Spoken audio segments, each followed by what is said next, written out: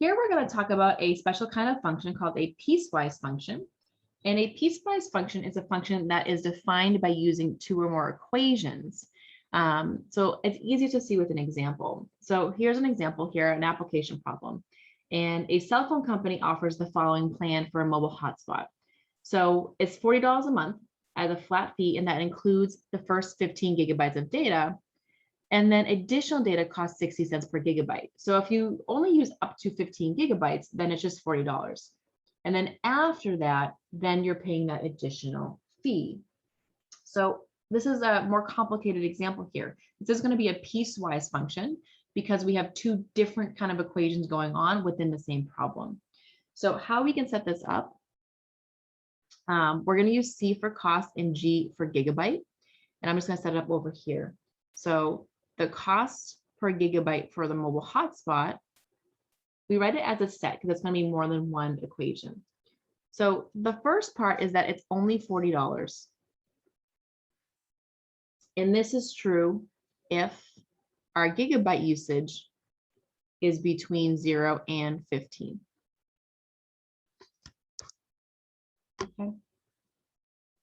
Now, if we're over 15 though, then we have a different cost. You still have the original $40, and then you have to pay 60 cents per gigabyte over 15 though. So how you set this up is you're going to use G minus 15. I'm running out of room here. If G is greater than 15. Okay. So that's what our, and this part should really be up here. Piecewise function is going to look like. So we have $40 if you only use between 0 and 15 gigabytes, but your cost changes to 40 plus 60 cents for anything over 15. That's why we're subtracting 15 because we don't want to include the first 15 gigabytes here if your G is greater than 15. So we have two kind of different ideas, but for the same problem. So here's a piecewise function because it's defined in pieces. We use this first part for the first section of the domain, and then we use the second part for the second section of the domain. Now you can evaluate it, and when you evaluate it, you want to just be careful that you use the right part. So notice that in the first case, I guess I'm using G here, your X value, or in this case, our G value is, why did I write 15? Sorry guys, is 10. So if our G value is 10, you need to look and say, okay, well, G is 10, which group is it in? G is 10 is in this group, right? Between 0 and 15. So I use the first equation for my answer. So G of 10 is just equal to 40. So this means if you only use 10 gigabytes, you're just paying $40. Now, if I want to do G of 45, so here my G value is 45, or like my X value is 45. Now, 45 is way beyond 15. It's in this group here. So we have to use this equation. So we use 40 plus 0.60 times. Now, G is 45 here, so 45 minus 15. And then I start simplifying. That's going to become 30.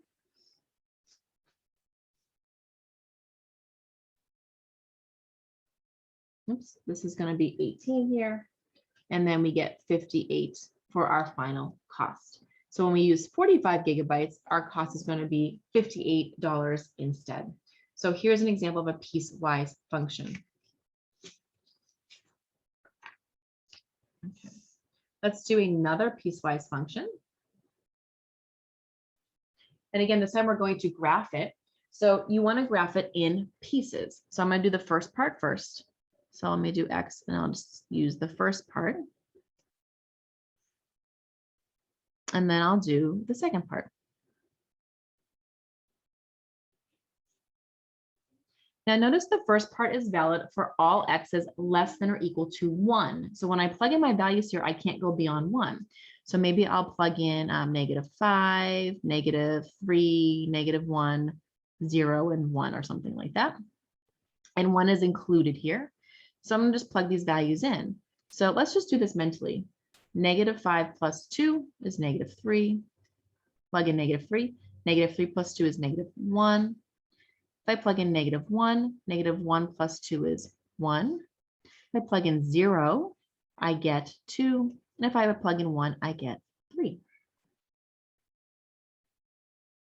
Now, the second part of the equation is actually pretty simple. The value is always going to be 4, but it's valid for x's greater than 1. So 2, 4, 6, etc. But the answer is always going to just be 4. Now, one thing I do like to do is I am going to notice that we're strictly greater than 1 here. So 1 really doesn't count, but you want to know where the graph ends. So I'm going to also plug in 1 here and use that point. And just remember that this is actually going to be an open circle here because it's not included. It's strictly greater than. All right, so let's graph these two parts. So on the left side, I have, let's see, -5, -1, 2, 3, -3, -1, -1, 1, 0, 2, and then 1, 3. And again, this point is included, so I'm going to count it here. And keep in mind, I'm going this way. So my graph is going to just keep extending that way, but it is going to stop at x equals 1. Now on the other side here, I have the point 2, 4. So let's see, 2, 4. I have 4, 4, 6, 4, and that's going to keep extending. But I do need to know where it starts. So it goes all the way to 1, but I'm not going to include 1. So I'm going to have an open circle here, and then note that this is going to keep extending that way. So for piecewise functions, you'll see that your graphs typically look like it's in pieces. Sometimes they are connected. So here we're not connected. Sometimes we are connected. It really just depends on the example, but they do kind of look like separate ideas going on the graph. Sometimes you have lines and curves kind of all mixed together. So you just graph the pieces separately and watch the x values. You still want to include the endpoints. You want to know where that line is going to end, but just remember that if it's not included, you're going to use an open circle there when graphing.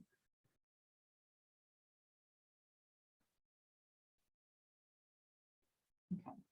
Here's another example of a piecewise function. Looks a little bit different because it's not defined in the usual way. But when you look at the graphs, you'll see that it's very broken looking. So it looks like it's in pieces. It's actually a step function here. And it's one of the most common step functions called the greatest integer function. And your book uses this notation here, int. Sometimes you'll see it as like a double bar on either side. That notation is also common, which is in your book, but your book focuses on this one. And what it is, it's the greatest integer less than or equal to x. Okay. So let's just try some values here and see what this looks like. So I'm going to now notice I've defined the domain and range. So I'm just going to kind of try to plug in a bunch of values here and just kind of feel it out for a second.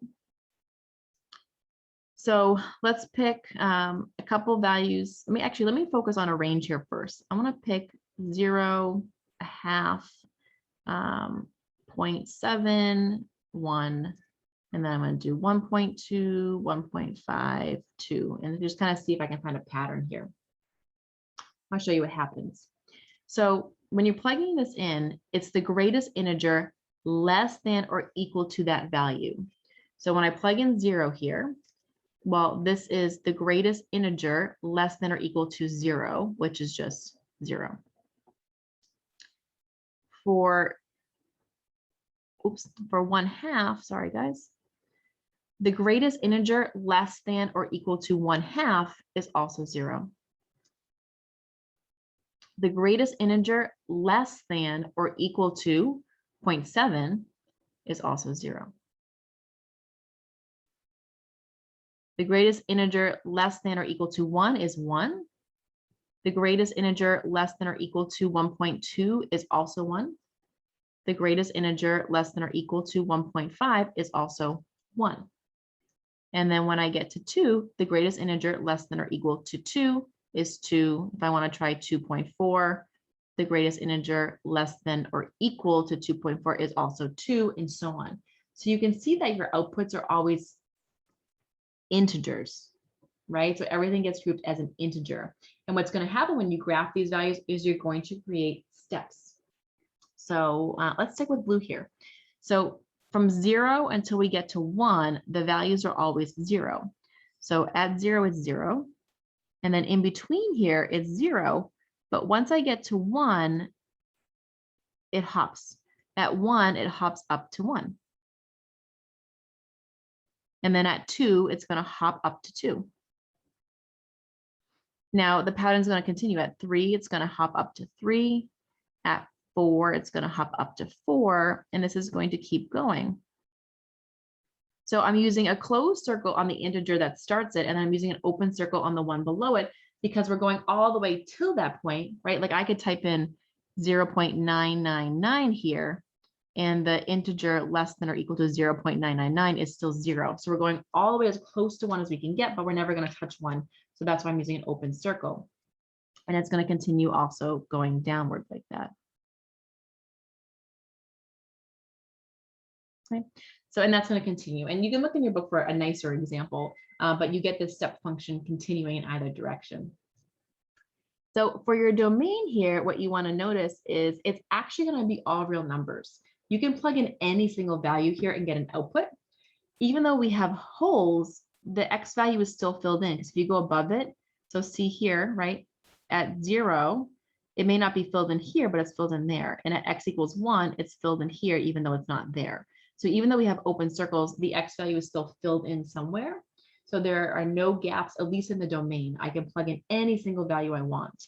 So my domain here is -infinity to infinity, or all real numbers. Now for your range though, that's a little bit tougher. So remember your range, if you look at your outputs, they're always only integers, nothing in between. That's what the greatest integer step function is. So our range here would continue in both directions.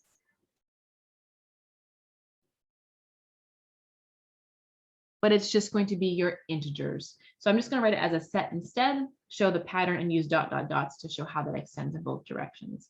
Because you're going to have nothing in between here. So in the Y direction, you do have all these gaps in between that are not being filled in. You can see here your Y values are always integers. So you're missing all those values in between. So this is just an interesting one. We teach it under the idea of piecewise because you can see it's broken into pieces here, but it is defined a little bit differently than what we see for the regular piecewise functions. Okay. The last thing we're going to talk about is another formula, and it's really called the difference quotient formula. So in section 2.4, we haven't got there yet, but we're going to be studying slope, which is also average rate of change, very similar idea. And we use this ratio called the difference quotient that really plays a strong role in slope and average rate of change. Particularly as you get into higher level mathematics, pre-calculus and calculus, this is really going to come in a lot here, as we are able to extend that idea of slope or rate of change to not just lines, but to curves as well. So that's where that comes in here. So for now, we're just going to practice using it, but do know that we're going to come back to it later. So this is the expression. So you take your original function and you plug in x plus h. You subtract it with the original function and divide it by h. That's all it is. It's a lot. I mean, it can be very messy and tedious, but you're not really like getting an answer. You're just simplifying the expression. So we're going to try it with this example here. I have it broken into 2 parts just to give us a little bit of help to start. So the first thing you're going to do to use the difference quotient, you can see here, you need to have f of x plus h. So that's what we're going to do first. So we're going to replace all the x's with the x plus h. So f of x plus h is equal to, I go back, right, here's my function. So 2x plus h squared minus x plus h plus 3. Notice I'm using parentheses when I plug things in so that I remember to distribute my subtraction signs or my exponents. So here I do have to multiply this out. I'm just going to write it out first.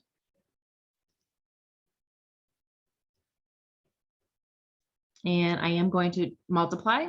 Now I do have to do 2 at a time here, so you want to just be careful. I like to multiply my expression here first. So I'm going to do x times x is x squared. Then I have xh. Here I have another xh, and here I have h squared.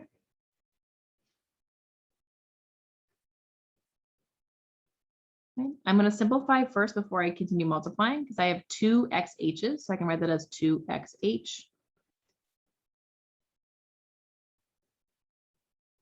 And now I'm going to finish multiplying by 2. So I'm going to get 2x squared, and then here will be 4xh, and then 2h squared. I'm also going to distribute this negative sign. minus x minus h plus 3. And I'm going to continue to simplify if I can. Can I do anything? I don't think I can. All right, so that's all I can do there. But if I had like terms, you want to put those together as well. Now, the reason we do that is because that's actually a big part of the formula. So for the formula here, you're taking that initial piece that we just did, you're going to plug it in. We're going to subtract it with the original function, and then we're going to divide by h. I'm going to move down here so I have more room. So let's start. The first piece here is this. So it's 2x squared plus 4xh plus 2h squared minus x minus h plus 3. And then we're subtracting that with the original function, which is this one. So 2x squared minus x plus 3.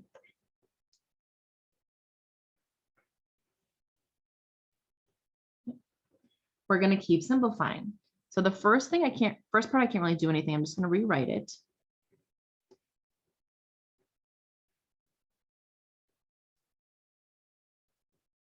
I am going to distribute the subtraction. So minus 2x squared plus x minus 3. You should see a lot of things are going to cancel out at this point, or at least some. So notice like positive 3 and my negative 3 cancel here. And also I have a negative x and an x that cancel. And I also have a 2x squared and a negative 2x squared that cancel. So you are going to see a lot of canceling in that step. And what we have left in this case is 4xh, 2h squared, and then a minus h all over h. Now all parts have an h in it. So what I can do is I can factor that h out.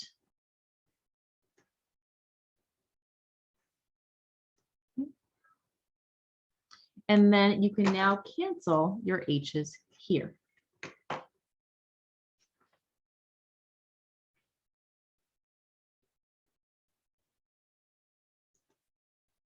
And we get our final expression of 4x plus 2h minus 1.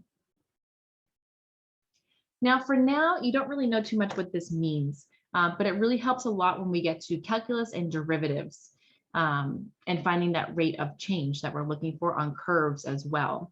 What we see here is what we tend to do is we let h be a very, very small number, so that we're looking at 2 points that are very, very close together to each other.